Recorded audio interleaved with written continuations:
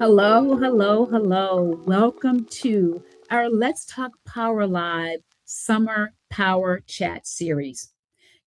Adults talk about the summer slide, they have this conversation about students all the time. But the one conversation they don't talk a lot about is the adult summer slide.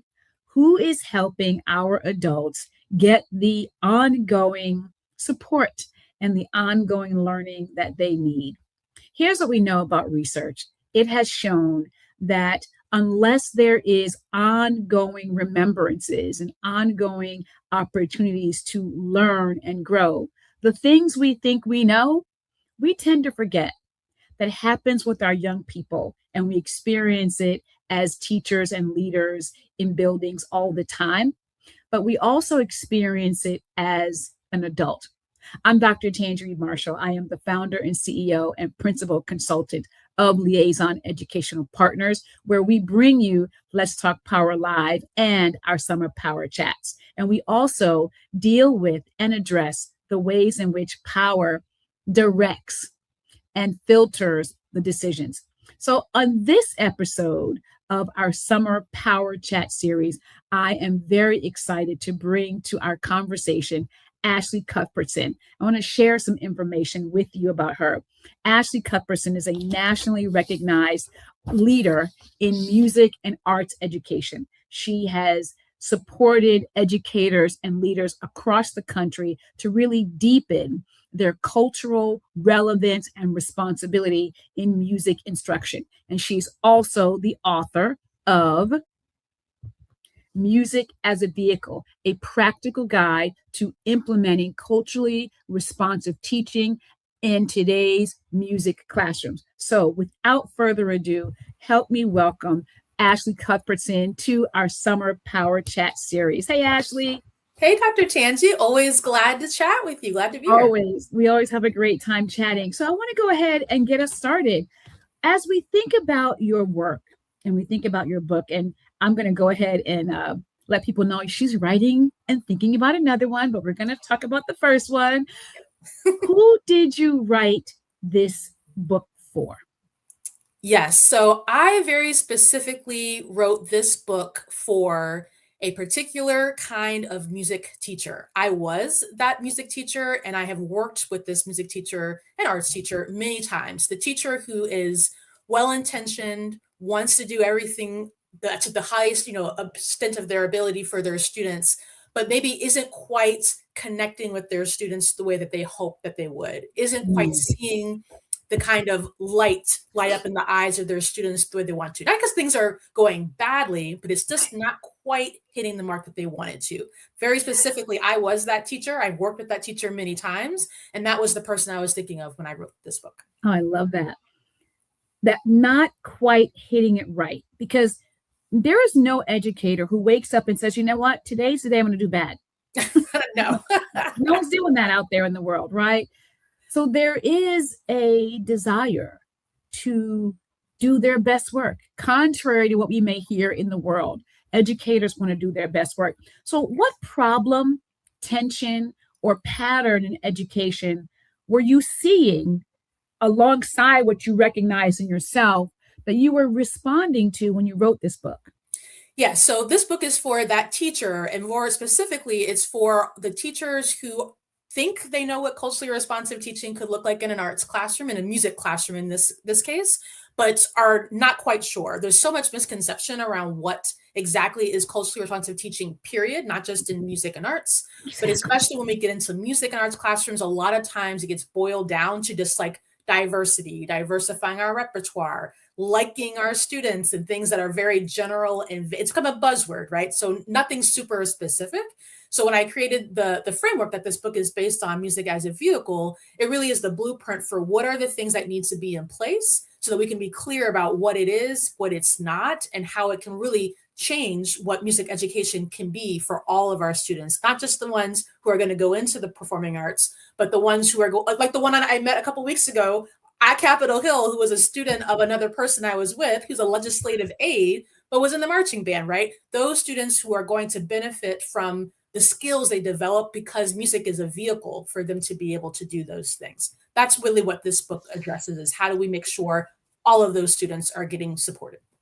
And that's really an important thing to consider, because when we traditionally consider music or arts, we tend to focus on, well, this student's going to be an artist. This Right. person's going to be a musician and play instruments. But I grew up where we had to take it. You had to take some form, because that was a marker of a well-rounded individual. You had to have exposure to an instrument. You had to have exposure to some kind of artistic, painting or drawing. Right. And you brought up, you kind of hinted to it. What is that one assumption? Because you already said, people think that they know what culture responsive music education is all about. But what is that one assumption about culturally responsive and responsible arts and music education that you wanted your book to disrupt? Yes, and it's actually not just an assumption that music teachers make. It's also an assumption that just the public make. Even parents that I talk to, friends of mine who have children, will say things that are in this vein. I think I said it earlier, but it's that it's all about diversity and liking our students and making them feel welcome. But the reality is, just liking students doesn't help them become better, more skilled musicians or artists, doesn't help them to learn better or faster. Just telling kids that they're welcome doesn't actually mean that they do feel welcome, right? You know that to be true. Those are the assumptions that still teachers have, administrators have about what happens. When I was a teacher, I often was told, as long as the kids are in there having fun, don't worry about it. And it's like, actually, I'm a highly trained educator, and it's not just about, are the kids having fun? I have standards, I have curricula, I have scope and sequences, I have lessons and assessments that I'm giving, right? And so the assumption that it's just diverse and having fun continues to be widely held by music educators, arts educators, and others as well.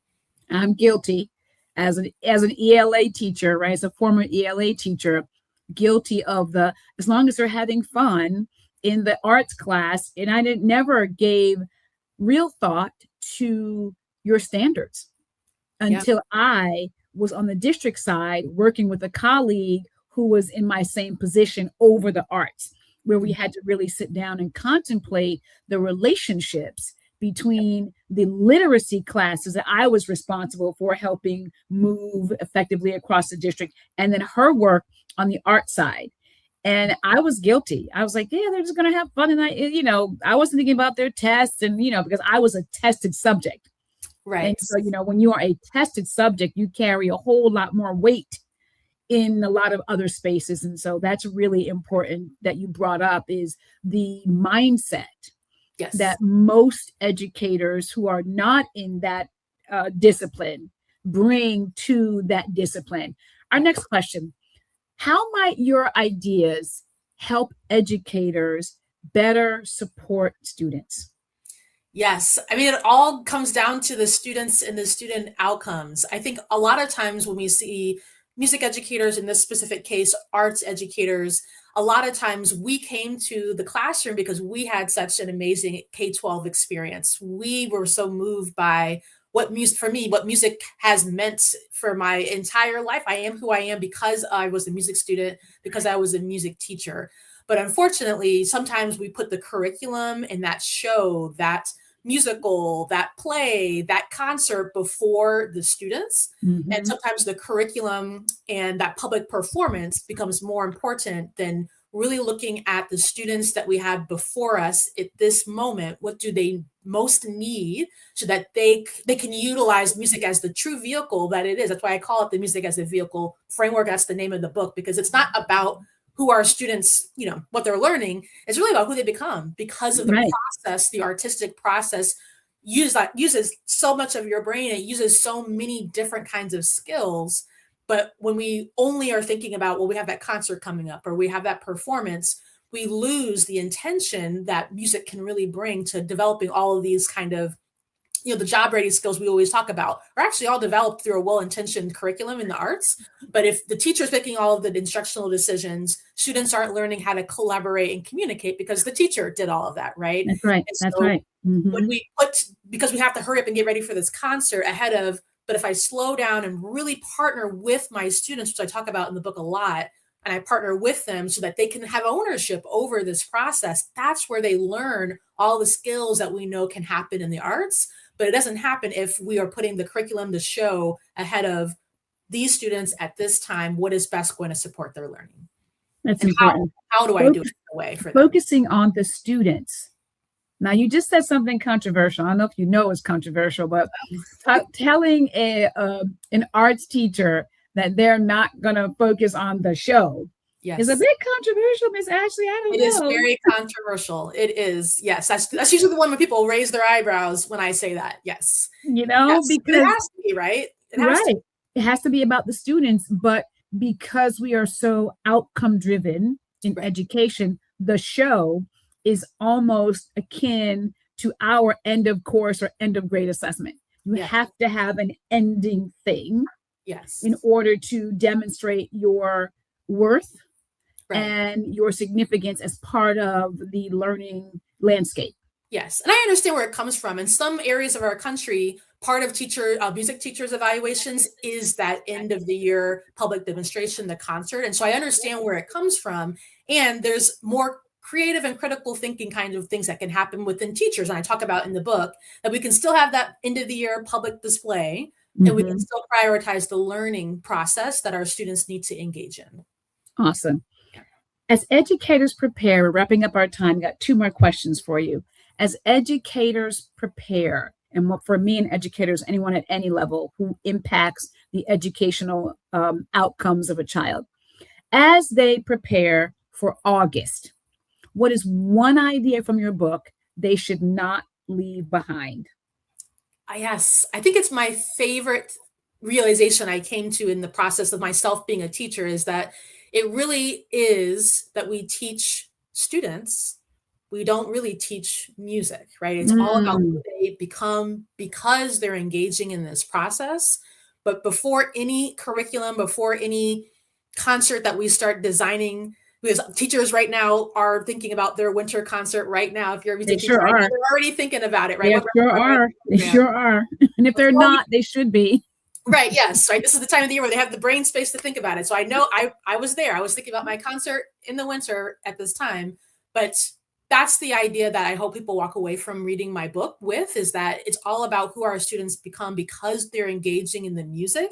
It's not about the music itself. The music truly is the vehicle to get us to all the things that we want for our students and our learners. I love that. We teach students, and music is the vehicle by which we can get that done. That's a powerful statement to not leave behind, to keep with you. As you know, the work that I do centers the idea and the concept and the reality that every educational decision is a power decision. Yeah. Give me one power decision in your work that we haven't already heard. Ooh, just one? Just one. I think the most powerful one is to give up the power, to release the control, to allow the natural creativity that all children, I truly believe, have before school kind of stamps it out of us. Stamps it out. Yeah, before it truly stamps it out of us. I think really relinquish the control of it has to be done this way because this is how I've been doing it. What would it look like instead to come to the learning experience with your students and say, here's what we need to learn. How can we get there? And let the messiness of that process, that learning process, that it will be messy, let that happen, because that's the power of all of the skills that we want students to develop. That is the power that it will happen. But I think it actually comes from relinquishing the power and just saying, here's where we have to go. How can we get there together? And just like that, we have come to an end of another Summer Power Chat. Here is Ashley's information. Here's where you can get her book. You can get it from her website. Ashley, what is your website so that people know where to find you? Yes. So the book is at musicasavehicle.com. Awesome. That is another time. We thank you, everybody, for being here. Ashley, always a pleasure. And give us a preview. We got about 2 more seconds. Give us a preview of your upcoming work. Yes. So when I wrote Music as a Vehicle, which I actually have right here, I was still very much in the classroom myself as a music teacher. But as I worked as a speaker, as an author, as a consultant these last 4 years, really what's become evident on the other side of being in the classroom is not just the what of culturally responsive and equity centered practice, it's how do we make it visible to others? How do we measure it in a way that administrators, people who are not already bought in, they can see the numbers and the impact. And then how do we make it sustainable, right? If everything lives and dies with that one passionate teacher, but then they leave, your program is going to be back to what was happening before. So that's really what the next book focuses on, is how, not just what it is, but how do we make it visible, measurable, and sustainable for the long term. Ooh, that is good stuff. Yes. Well, folks, you got scooped. Ashley talked about her new book and gave us some gems in our Summer Power Chat series. One author, one book, one big idea. Stay tuned for another Summer Power Chat series coming your way. Thank you, everybody.